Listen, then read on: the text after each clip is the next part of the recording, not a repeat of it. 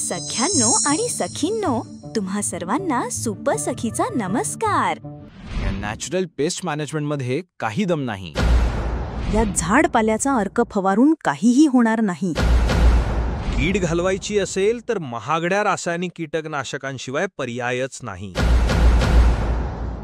या सगळ्या समजुती साफ चुकीच्या ठरवत ज्या शेतकऱ्यांनी मागच्या 2024च्या हंगामात NPM में दम हे सिद्ध करून दाखवलं।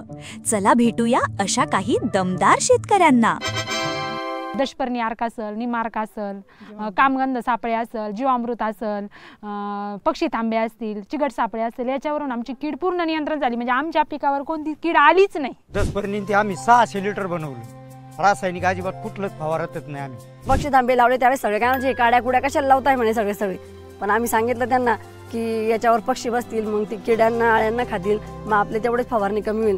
पैसा वाचला ती वाचला, त्याच्यामुळे रोगच आला नाही।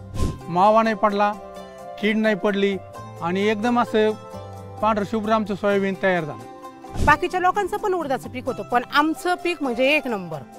त्याला बाळसच इतकं छान होतं ना, अगदी गुटगुटीत लहान बाळासारखं। पिवळे आणि निळे चिकट सापळे लावलेले, ते कामगंध सगळे सापळे लावलेले, लोक सुद्धा उभा राहून पाहिजे बांधावर आमच्या।